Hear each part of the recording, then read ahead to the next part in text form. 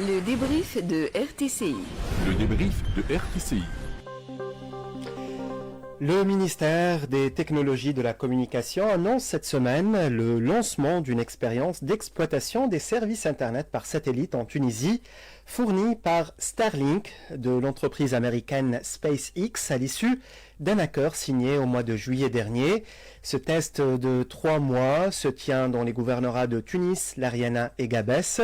On parle d'une avancée majeure au niveau de la technologie et du potentiel d'accès à Internet.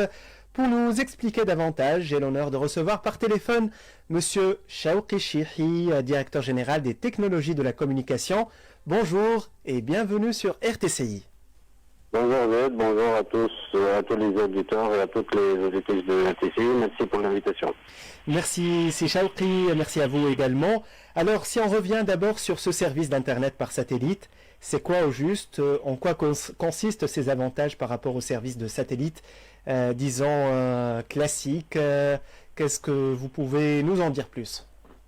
Effectivement, le ministère, dans le cadre de la stratégie digitale 2025 et dans le cadre spécialement de l'axe 3 relatif au développement de l'infrastructure, on a mis des objectifs afin d'atteindre et de réduire d'abord la fracture numérique et d'essayer de desservir essentiellement les régions éloignées. Dans ce cadre, le ministère a donné le coup d'envoi ce lundi 2 octobre 2023 pour le lancement d'un projet pilote pour l'exploitation des services Internet via par satellite via le réseau Starlink de SpaceX. Ce projet, dans le cadre de ce projet, SpaceX ou Starlink nous a fourni déjà 3 kits qui ont été installés dans 3 régions aériennes, Tunis et Gabès. L'objectif, c'est d'abord de faire l'objectif de cette action pilote, de ce projet pilote, c'est de pouvoir tester la qualité de service et faire bien sûr la comparaison avec ce que les autres technologies, à titre d'exemple la 4G, la fibre et la DSL nous donnent comme qualité de service et comme débit. Et de l'autre côté, étudier comment on pourra commercialiser ces services dans le pays à travers peut-être la revue du cadre réglementaire et voir le business model fourni par ces fournisseurs de services Internet via satellite, que ce soit Starlink à travers SpaceX ou par d'autres fournisseurs, à titre d'exemple OneWeb. Très bien. Si vous pouvez donc, vous avez lancé ce test de 3 mois, comme donc vous avez dit, à Tunis, à l'Ariana et à Gabès, avec ces mini-satellites de Starlink. Quels sont les premiers résultats, si Chawqi, par rapport à la qualité de service, la couverture et tout?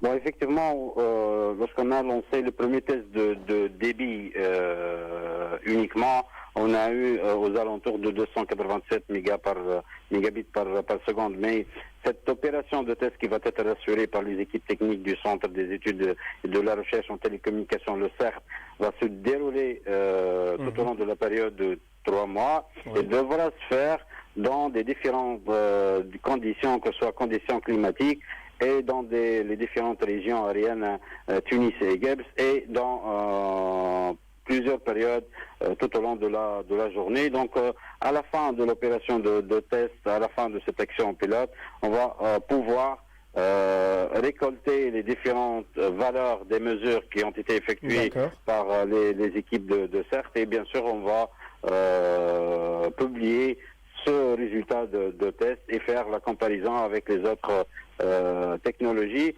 En fait, les kits qui ont été fournis par Starlink, ces kits sont, selon bien sûr les spécifications techniques de ces équipements, sont capables de fournir les services nécessaires avec la qualité nécessaire dans des conditions climatiques extrêmes. C'est ce qu'on va essayer de faire. Et de l'autre côté, on voulait savoir le fonctionnement de ce type de service à travers les stations terrestres qui ont été déployées partout dans le monde par Starlink, et effectivement à travers les gateways Internet qui sont en train de fournir l'accès à Internet. Très bien. Quelle est la prochaine étape alors, Monsieur Chawqi Chihi? Quelle est la première étape qui suit ce test d'évaluation? Donc une fois on a pu récolter les différentes mesures effectuées par les équipes du CERT, on va pouvoir élaboré tout un rapport et un output de cette opération de test. Bien sûr, et on a pensé même à faire les tests nécessaires concernant l'aspect sécuritaire, et c'est important de le faire étant donné qu'on a déjà un nouveau cadre qui stipule des conditions bien définies par rapport à la sécurité et à la cybersécurité. Donc on va essayer de tester tous les aspects, et bien sûr on vous mettra on mettra à votre disposition le résultat de ces tests, et on va essayer par la suite de voir comment peut-on entamer la révision d'un cadre juridique et voir comment peut-on autoriser, à travers des licences spécifiques, autoriser des fournisseurs de services Internet via satellite d'exercer et de commercialiser ces services en Tunisie. Très bien, si j'ai bien compris, si Chawki, donc vous parlez de la commercialisation du service de Starlink, est-ce qu'il sera donc éligible, ou bien donc il couvrira toute la Tunisie, ou bien les zones éloignées telles que le désert pour les sociétés et tout, ou bien pour toute la Tunisie?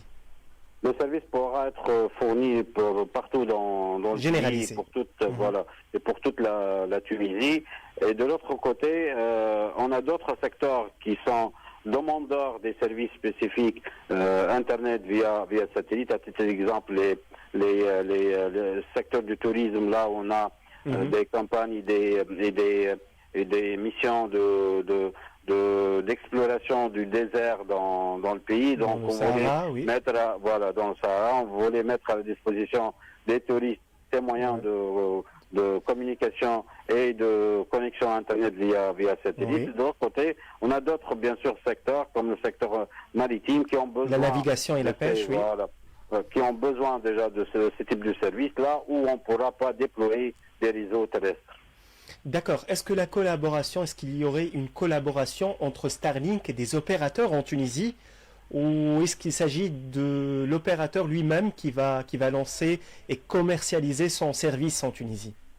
Actuellement, le cadre stipule qu'un fournisseur de services Internet devra avoir une licence ou une autorisation pour faire ça, que ce soit en s'implantant en Tunisie ou en se greffant à un opérateur, comme on l'a déjà fait par rapport au service VSAT et au VMS à travers Tunisie Télécom et les autres, et Orange surtout.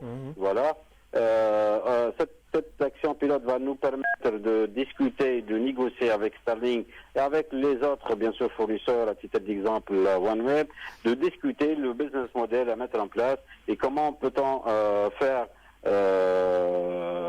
pour installer Starlink et créer des points de présence de ces fournisseurs en Tunisie, et comme ça on pourra commercialiser officiellement ces offres en Tunisie, tout en respectant la réglementation en vigueur et tout en assurant bien sûr les différents contraintes de sécurité et de conformité au cadre réglementaire. Très bien, c'était Monsieur Chawki Chihi, directeur général des technologies de la communication. Bon courage et je vous remercie pour toutes ces informations. Merci beaucoup. Merci beaucoup, si Chawki Chihi. Donc on espère en tout cas que ce projet se concrétise, et c'est vraiment très très important pour un pays comme la Tunisie d'avoir une connexion haut débit et une couverture pour les zones éloignées. Et Monsieur Chawki Chihi parlait tout à l'heure du tourisme, du désert, de la navigation et la pêche, les marins pêcheurs et tout. Ça permet de booster l'économie, ça permet d'améliorer l'accès à l'éducation, et on parlait de la consultation nationale sur donc la réforme éducative et l'égalité des chances, et surtout ça permet une meilleure assistance en cas d'urgence naturelle, comme c'était le cas à Derna en Libye ou au Maroc.